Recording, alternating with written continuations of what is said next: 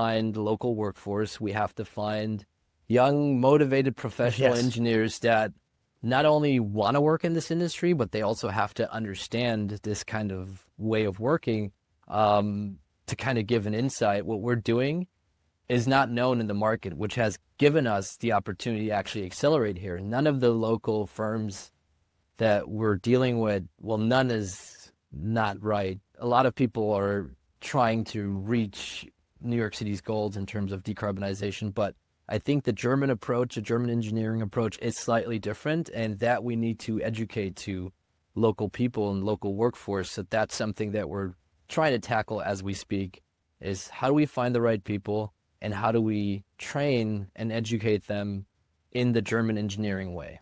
Yeah, which I mean, I feel like is always kind of a challenge when you're presenting something new or newer to the market, where you have to not only find the people to work for you and with you that have the education, the understanding of, hey, this is what we're actually trying to do, but also being able to educate like the potential clients and the prospects, right? I mean, has that been pretty challenging, or how's the market responded so far? It must be pretty well, I would think, right?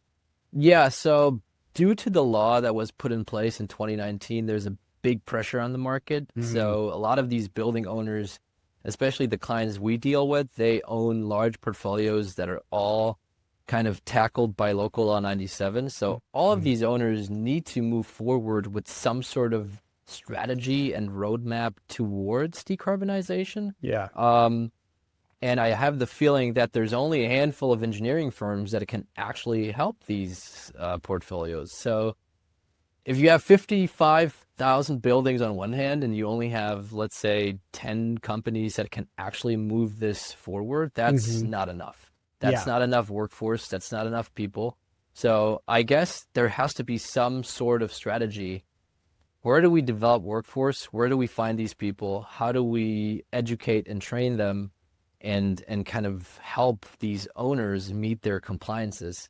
Um, is the local law 97 to be challenged in some ways? Yes, it could be. Or could we develop workforce that can actually take care of it? I think so as well. That's a good move. Yeah. Well, I'd Um, have to imagine that. 'Cause I mean, I didn't even think about it from that angle, where there's so many of these people that own, you know, tens and hundreds and whatever, thousands of these buildings, right? They all been a big chunk in a big, huge portfolio with maybe several owners, but they went from, you know, like not having to pay this carbon tax to all of a sudden having to pay it, right? And like that was, I would have to imagine, particularly for these bigger guys, a pretty large expense that this kind of just chucked at them all of the sudden, right? So I mean, how are you guys? You talked about earlier about scaling from like the 0 to the 40. Now you're trying to get from the 40 to 100, right? So how are you guys kind of managing the sustainability and making sure that's manageable for you over the course of the next year or two?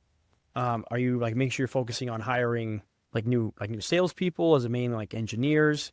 Are you being like a little more picky and choosy on what projects you're taking on? How are you guys kind of handling all of that? yeah, so obviously the more the better. We want to Mm, we want to grow as quick as possible. There's yep. two different routes we can go. We can either grow organically and do it by ourselves, Yep. as we're doing as of today. To give some insights, we increased our revenue by 10 in just 12 months, Man. from 0 to 40 buildings, which is very impressive as a Yeah. young firm in the United States, especially in a tough market as New I'll York. say. But obviously, we want to grow bigger. We want to grow stronger. We want to start collaborating with other firms. We want to find potential new clients. So that's one route. The other route is find an external investor, perhaps, grow with external capital, grow quicker, grow faster, grow stronger, scale, just start scaling quicker. Yeah. It both has kind of pros and cons, and we as a firm, we're in that strategy conversation right now, which path to choose. So we don't really know yet. We are growing organically. And how do we do that? We first of all, we need salespeople. We Yeah. need people that reach out to the market and say, hey, there's a new player in the city. There's a new player in town. We can help you and assist you through those challenging roadmaps to decarbonization. And And then on the other hand, we need people that can actually do the work. So we need the engineers. So we need both. And we need to grow our structure as a firm while managing all the other growth things that we were talking about. So it's quite a lot. It's quite difficult. And obviously you need to earn the dollar before you can spend it on workforce. So it is, you have to look at it from a variety of different perspectives if you want to build a sustainable business.